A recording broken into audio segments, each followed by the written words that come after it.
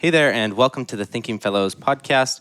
My name is Caleb, and today I'm joined by Drs. Scott Keith, Adam Francisco, and a guest, Dr. John Norton. How are you doing, Dr. Norton? Doing great. It's been a while since I think I talked about having you on the show on the microphone like probably 6 months ago. Really? Because you were getting ready to publish this book here. And as listeners can tell, today we have a guest because we're going to do one of these special episodes that we've been talking about. We've been doing a lot of Q&A episodes. But what we're going to do today is actually talk about a book that's been published at the 1517 Publishing House. It's called Killing Physicians, and you're the author of this book, and it has a lot to do with, it's about Shakespeare, but it's also about Reformation theology. And so that kind of crosses over with what we do, talking about Reformation stuff.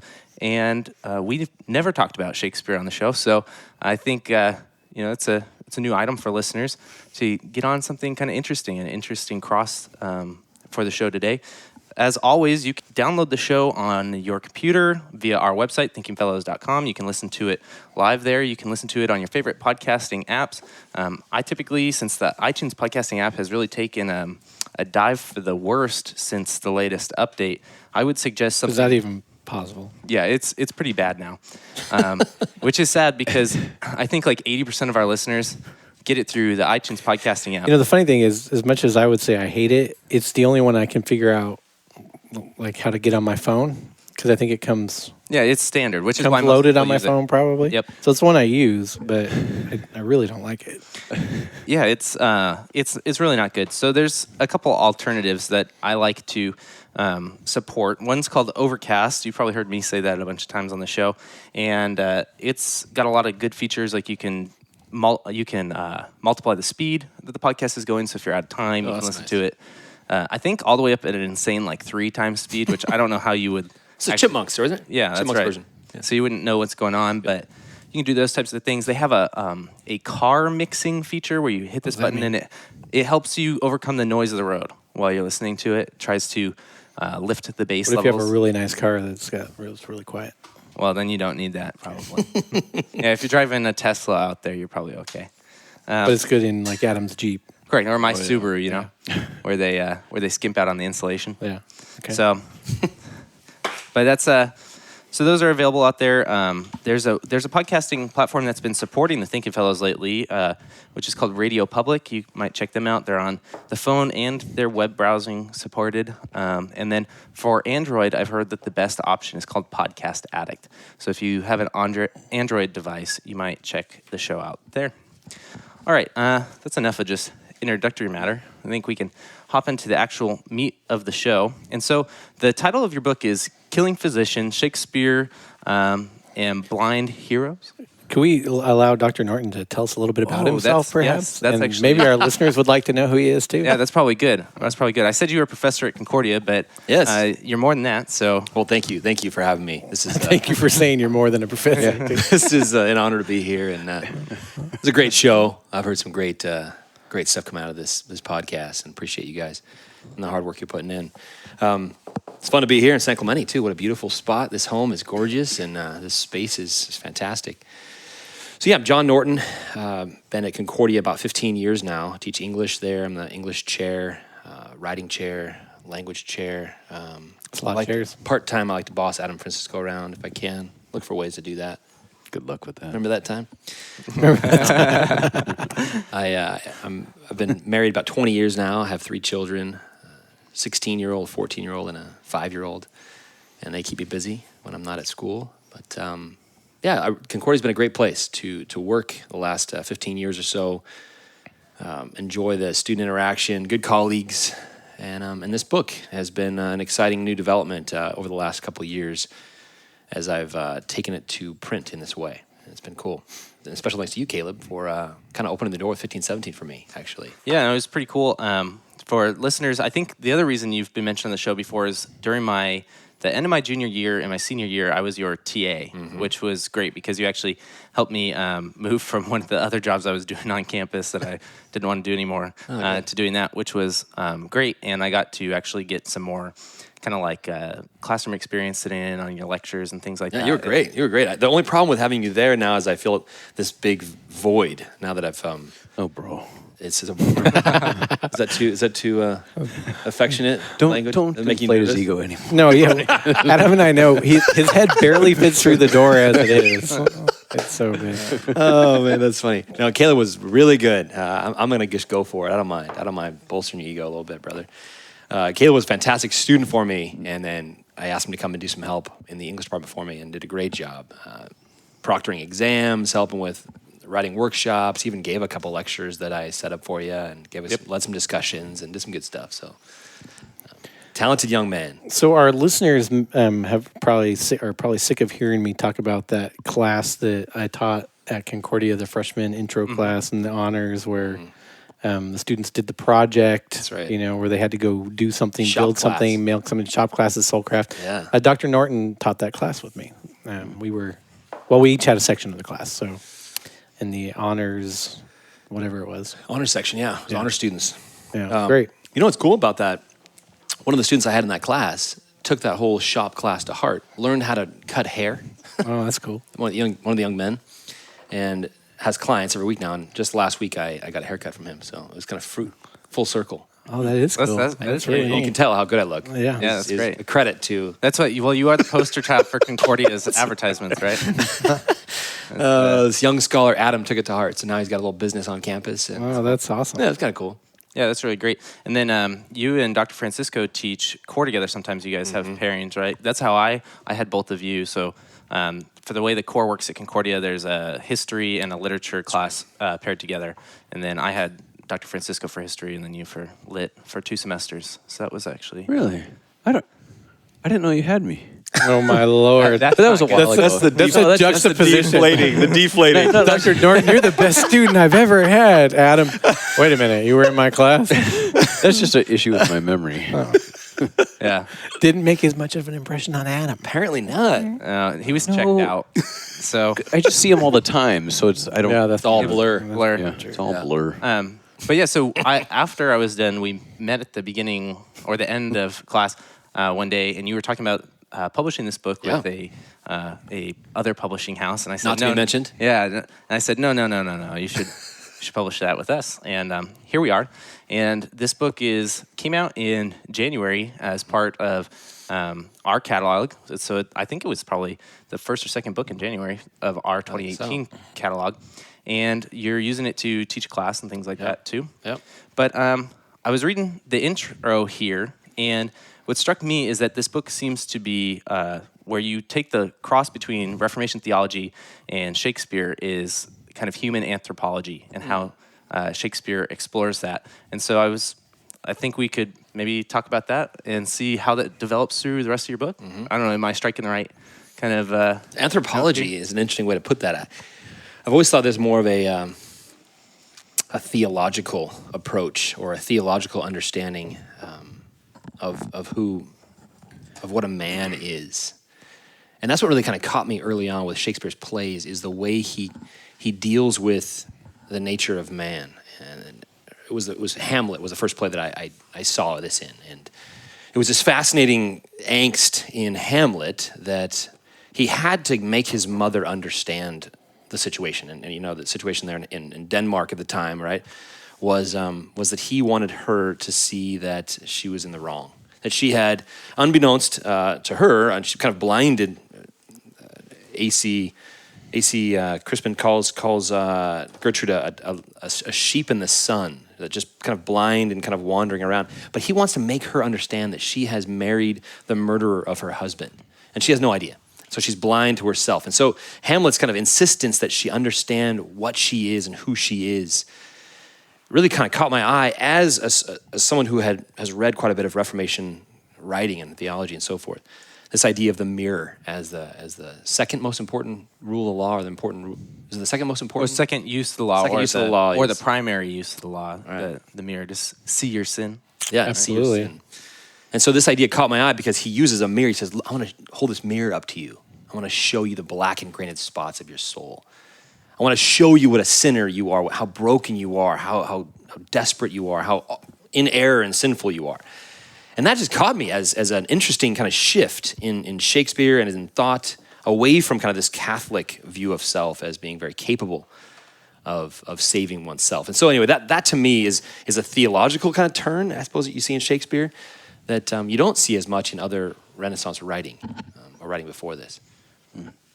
Yeah, that's the reason I used the word anthropology is because on the show we've explored a couple times that there's a unique way that Christians view the world that is everybody is inherently sinful since the fall, right? That is part of who we are, and that's juxtaposed against those who would think that humanity is naturally good, right? And that there's just some evil there. And you seem to be exploring that through Shakespeare, that there is an evil that needs to be exposed. Do you think that that's prevalent in all and or most of Shakespeare's work, that the driving force or function is to really reveal certain depravity in man? Definitely. I mean, that's something that I see, at least in the late plays and in the major tragedies, is seeing, is understanding. How do we come to a place of understanding? Yeah, I mean, that'd be very valuable. I mean, I think Caleb and I were just talking about this, I think probably last night, that one of the biggest cultural challenges I think Christians have right now, maybe even apologetically, is this very prevalent idea that all people are good, and with the application enough of their own independent goodness or sort of maybe even global goodness on the part of like science or government or technology or governments, that we can really overcome our biggest problems like war, evil, death, that type of thing. And it's a difficult challenge for the Christian apologetically, because your first step is sort of backed up. You're not even just talking about your need for a savior anymore. You're taking that into what we call left-hand kingdom issues and saying, listen, you actually are naive enough. Well, you maybe not say it that way in your conversation with somebody, but naive enough You would. to look through history and see only good movements of man's heart resulting in good things, rather than the reality, which is in a lot of ways the smarter we've gotten, the more evil we've been able to figure out how to perpetrate on one another. And while life has been extended, it's only those who are naive that think that we can that it'll be extended indefinitely. Yeah, I mean, that's what a major theme I see in right now in culture is that all death is preventable. Yeah. Every single one. And it just seems I think it's a hard boundary to overcome. Yeah, maybe Shakespeare could help. I think so. I mean, that becomes the turning point of each of these plays, the ones that I analyze especially, right? The major tragedies, except for Macbeth, and there's this pervasive darkness in Macbeth. And so there's a whole other study with Macbeth. The complete absence of humiliation or clarity is I think, noteworthy in Macbeth, but that's a different book to write. Thanks for offering to publish that, by the way. That's great. The ones I look at, the major tragedies outside of Macbeth and the late plays, all have this major turning point that happens when a character finally recognizes that they are shameful, they haven't seen, that they've lacked vision, that they are not progressing upward in this way, right?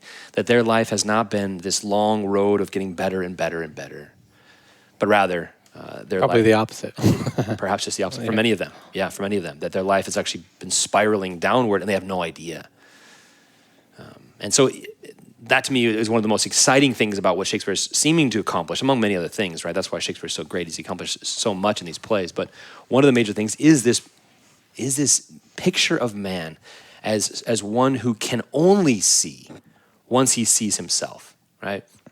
I was pretty excited at the beginning of this research when I found just the opening pages of Calvin's Institutes, where he talks about the knowledge of self is contingent upon the knowledge of God, and the knowledge of God is contingent upon the knowledge of self, right? And there's, to me, that Shakespeare had to have heard this, perhaps from a Richard Hooker sermon in London, perhaps. But this knowledge of self is kind of the opening. This knowledge of God is contingent upon knowledge of self, and knowledge of self is contingent upon knowledge of God.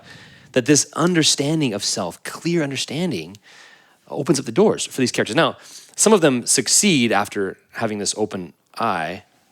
Some of them die, and it's only their last moments of death that they actually see these things. But either way, I've got some pushback on this theory, because some say, well, Othello still dies, so what's the good of your theory? My point is that even though he dies, he still achieves this thing that's beyond himself, which is true vision and clarity. People are trying to call in already. I know. I love it. The lines are lighting up. That's right. I don't know what I said, but maybe it's something you said, Adam. I was thinking that statement you made, that knowledge of who you really are, is necessary to see things aright, or something like that, right? Mm-hmm.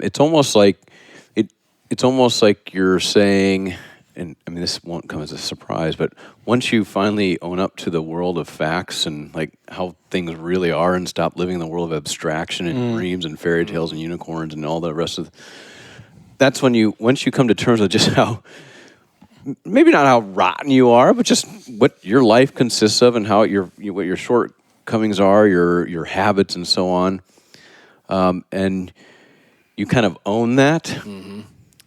It makes dealing with the real world rather than the world of abstraction a little easier, perhaps. Yeah. Maybe. I don't know. Well, I think Shakespeare tackles that. I mean, King Lear is all about government and politics and bad leadership, right? He starts out, and you can tell things have not been going well the way the play starts. He says he wants to express his darker purpose, and he wants to get everybody in a room together, and he's this typical politician. Sorry to sound jaded, but he's this politician who says he wants to get his daughters around, and he says, look, I'm going to divide up the kingdom, and I'm going to do this between the three of you daughters based on how much you tell me you love me. There's this beautiful picture of our politicians. I think we've been talking about our politicians today. I don't know. It seems that he's pointing right at Washington. And so clearly, and as I teach this text and write about it in the book as well, you know that things have not been going well in England, right? In Britain. How could it go well under a guy like this, right? And so the idea that he's living in this place of fantasy, right? That I'm going to rule this kingdom based on flattery, right? Based on this exalted view of self. You know it's going to end miserably. And so he has a false sense of self, false sense of others, and all this ends up being this kind of miserable toxin to the kingdom itself. And so, as you can imagine, so he goes through this they call it the love test at the beginning of King Lear. And his first daughter, Goneril, I can't remember who goes first, Goneril or Regan, but they both basically say, you're the best, you're so handsome, Dad. If only our husbands were as handsome as you, and all the rest of this nonsense, right? And then his third daughter, Cordelia, and the whole time you see her, right, Shakespeare gives you some glimpses into what she's doing. She's kind of cringing in the corner saying, how can I heave my stomach or my heart into my mouth? What is this all about? This is the most ridiculous thing ever, and I could possibly think of doing, and so forth. And she seems to know that this kind of behavior has only led her dad into this dark place, this place of confusion. Why? Because all he's really concerned about is this kind of fantasy he wants to continue to grow, build around himself, which has led him to this place of really destroying the kingdom. He's going to, as he says, crawl unburdened toward death. He has his condo in Palm Desert all hooked up, and he's going to go and retire down there and turn the kingdom over to his daughters. So he's abdicating, right? So again, it would point to, Shakespeare would be pointing to a man who's clearly out of his wits for many different reasons. And I think you can extrapolate out and say a big point of that is failure to see himself and living in this fantasy world of people flattering him and having this delusional idea about the kingdom, about politics, about leadership, about authority, you name it, that has led to this horrifying place. Yeah, to impose some Lutheran language here, or maybe Scott's bailiwick, the stuff Scott's really good at with vocation.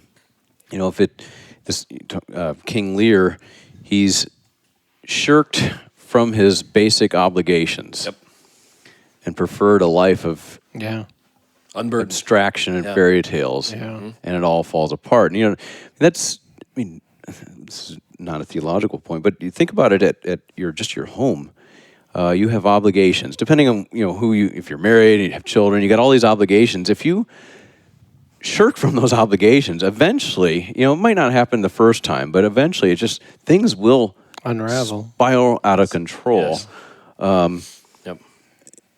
Perhaps that's I don't know. Is that a theological point? I don't know. I mean, I think it's the answer sometimes that the reformers would give to the critics who would say, well, if we teach this justification by grace through faith alone, society's going to fall into chaos. Yeah. And I mean, the two-part answer to that is, well, not if people see it as their calling to serve their neighbors freely, starting again with those people closest to them and working outwards.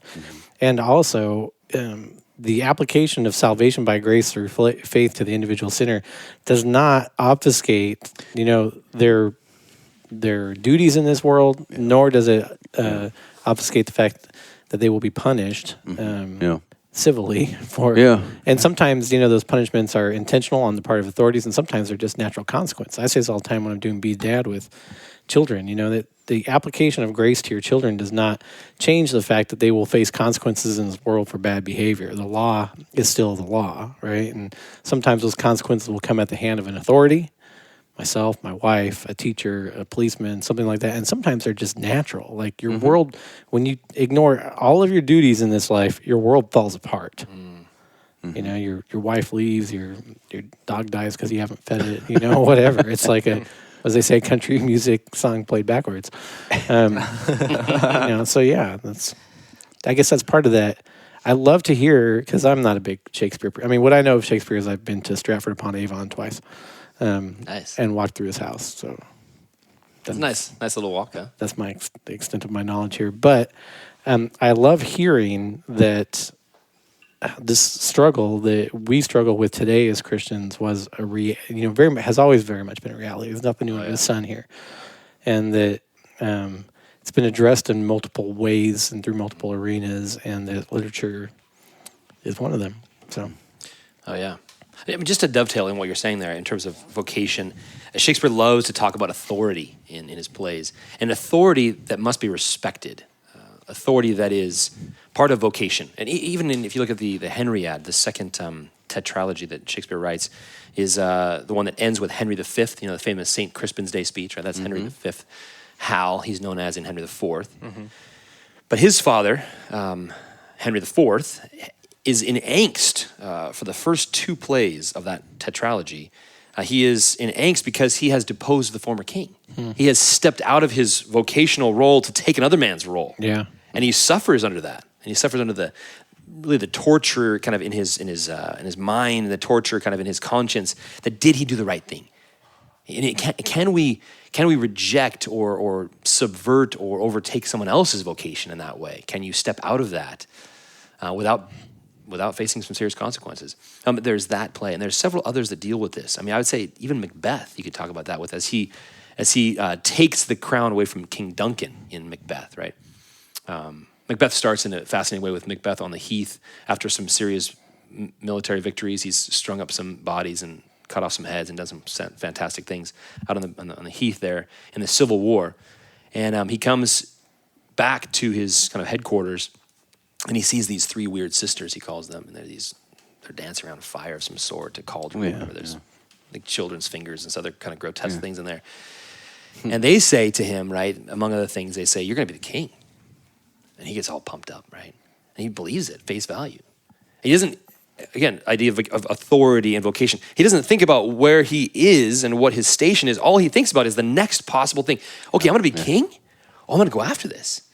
And that really becomes his unraveling, right? This rejection in some ways of this failure to see himself as for what he is and what station he's in, and this kind of clamoring, this clawing and scratching after this role as king. And that doesn't end well for him, for many other people in the play either, right? It ends in bloody torture and death. But there's a lot in Shakespeare about this idea, again, of vocation. That'll be a fascinating study as well. Yeah, that's interesting, because I would say that in our day and age, one of the biggest issues we face in Christianity with the idea of vocation is that it's not enough, right? That your service to your neighbor, which God, recognizes on account of Christ as service to him, your service to your wife, your service to your children, to your coworkers, to your students, whatever, that it's not enough, and that we then have to go do something else more special than that, right? Be it a mission trip or whatever. Yep. It's really, you come across, especially I'd say at the university, you come across a lot of young adults who are chasing after the next, not the now. I'm thinking Star Wars here. Never your mind on where you are. But They want to change the world, right? Well, yeah. But they can't even be bothered to do the dishes. Right. And that's that Ferdy quote that I read all the time, right? When he says, and when I tell my students that if they want to do something to serve God, that their first step is to be better students. Yeah. You know, they're deflated. They don't like to hear that, you know, and Maybe the best first step is to put down the smartphone when you're driving down the freeway. yeah, I mean, real simple things that you can do to serve your neighbor. Save Right. some lives. Yeah, that'll change a lot of people's world. yeah, but everybody wants to be king. And so if three weird sisters come along and tell you that you're right, your vocation here is kind of miserable and lame, guess what? You're going to be king. I think everybody is going to go, heck yeah, you know. Because that's the nature of the mind. That's the nature of sin. That's the nature of the mind to point in that direction. That's great. You know what's funny about that? Like that line that I love, even the way you phrased it is good.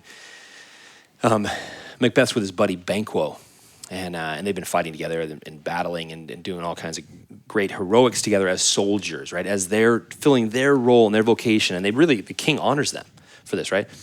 And so Banquo is with Macbeth as they come up to these weird sisters, and while Macbeth is just completely overtaken, right, by the narrative of these weird sisters and thinks, oh, this is awesome. Why wouldn't I believe it? Banquo is sitting behind him saying, are you seeing what I'm seeing? I mean, these are freaky looking ladies here. And I don't even know if they are ladies. They may be some other kind of creature. Yeah.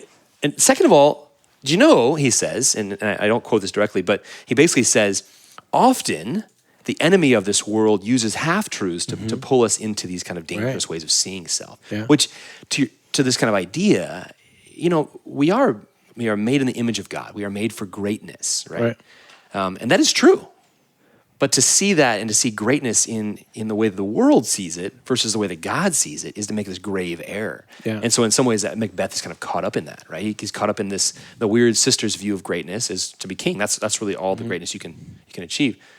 But he doesn't see outside that. Yeah, well, that's what the father of lies does, right? Jim Nestigan is fond of saying that the first sin was to convince Eve to trust her own memory instead of God's word. And you could say it this way, you know, the sin that the devil can always count on us committing is to trust the story we'd like to tell rather than the one that God has already spoken for us. And the story we'd like to tell always glorifies us and never, you know, gives glory to God alone.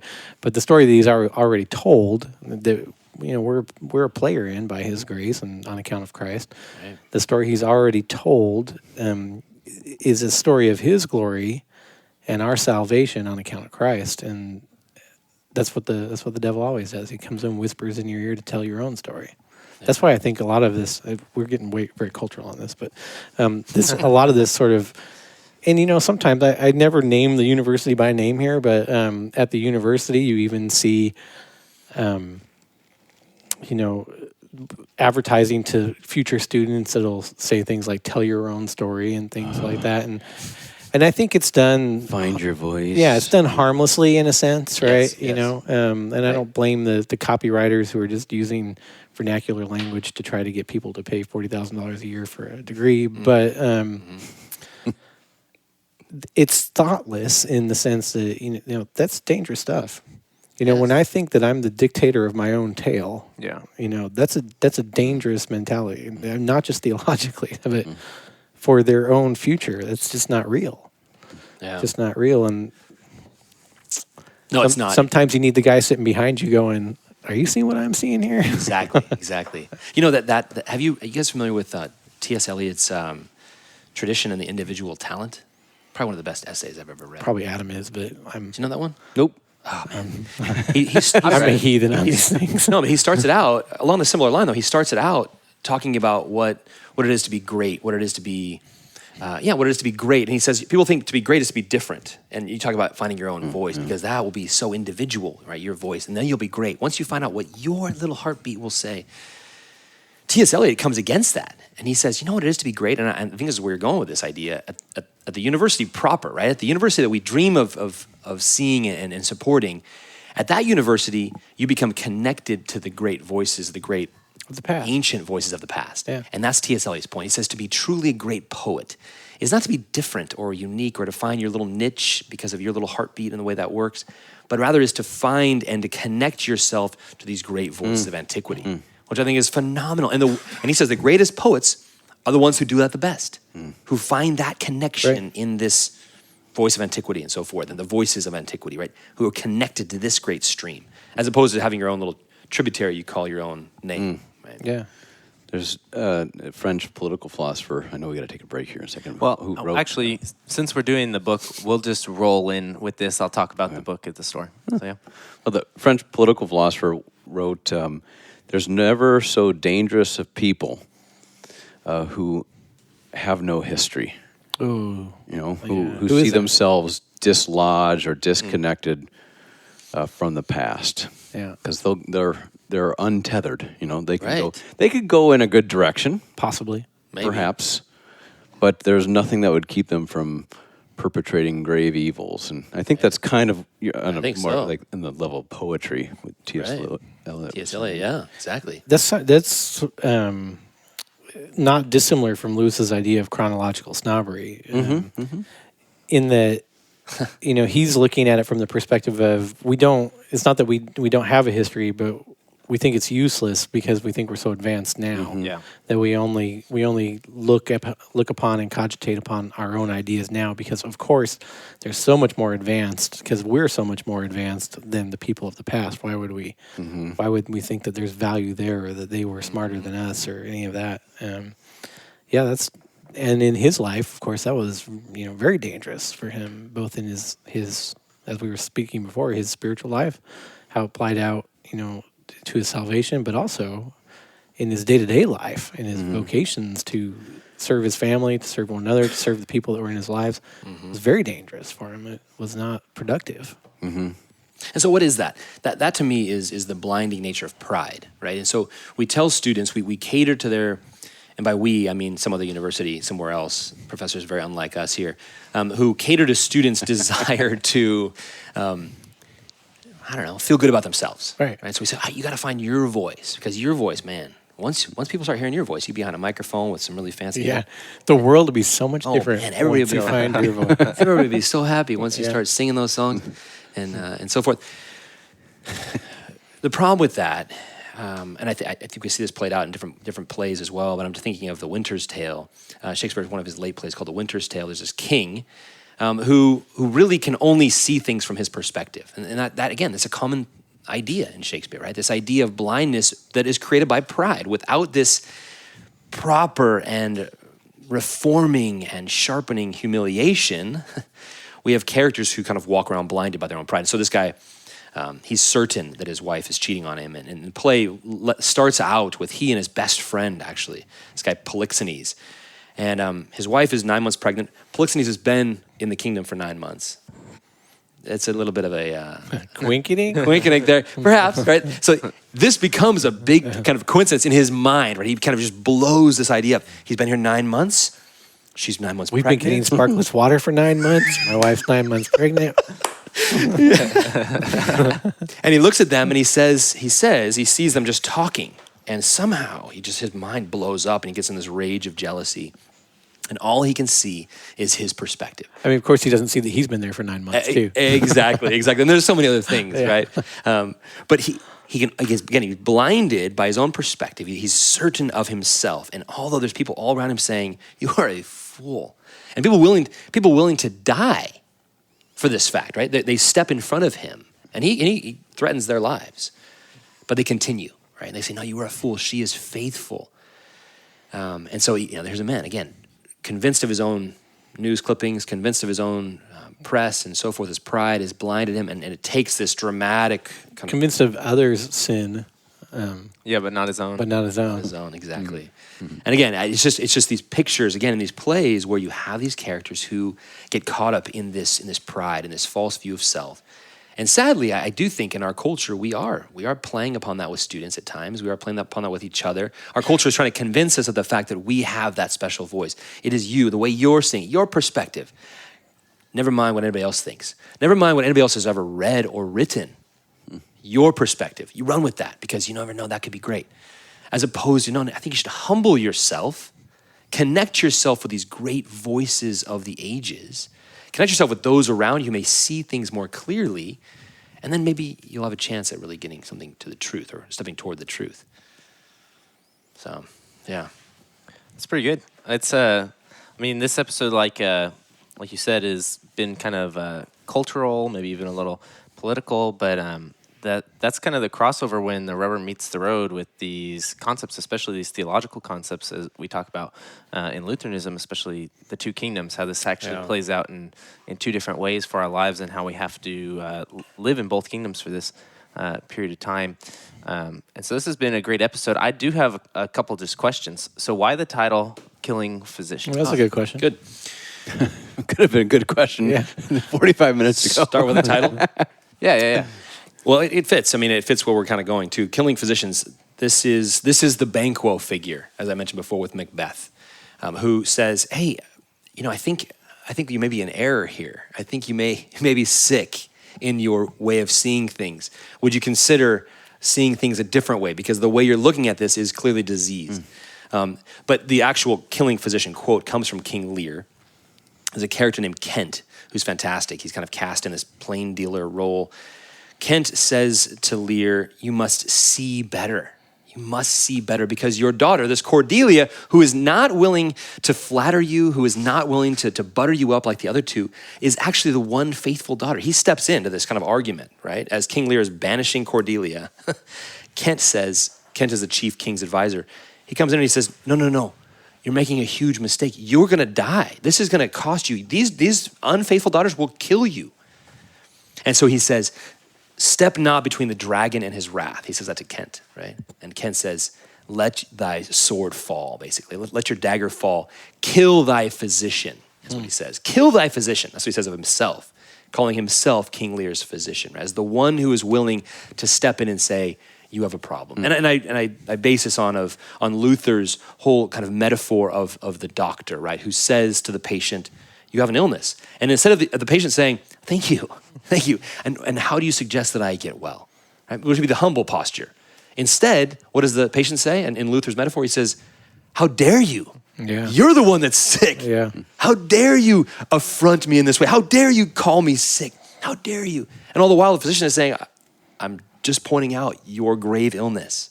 And the patient turns on him, right? In a fantastic way, Shakespeare plays this out with King Lear and Kent. And I think it's just an incredible kind of outworking illustration, if you will, of this doctrine that Luther points out through this physician-patient relationship, which is the gospel, right? Or the law, I suppose. It comes to us and says, look, you are sinful, you have this problem, you need a savior. And so instead of saying, "Oh yeah, yes, you're right," no, we reject that. We say, no, I don't need a savior. I'm good. My voice is beautiful. Haven't you heard it? My ideas are wonderful, albeit they're disconnected from My tradition. art drives us on. That's That was Nero. Oh, my Lord. Or what a artist the world is losing in me as he's dying. Exactly. There's a lot of this stuff that you're just talking about going on today in our culture. Oh, where yeah. somebody will point out. We were talking over lunch about this guy. What is it, Jordan Peterson? Jordan B. Peterson, yeah. Calling out sort of the some of the weirdness with gender stuff. Oh yeah. Or anybody, it could be anybody, and they're just automatically dismissed and called a racist, a transphobe, a homophobe, whatever. Right. And I mean, that's another book for you. That would be, I'll work on that. Thanks for offering to publish that. I was sitting there. I mean, Luther's metaphor with that, he's obviously talking about the fact that we did kill a physician. Yes. The problem is he wasn't good at staying dead. That's right. That's right. So that's great.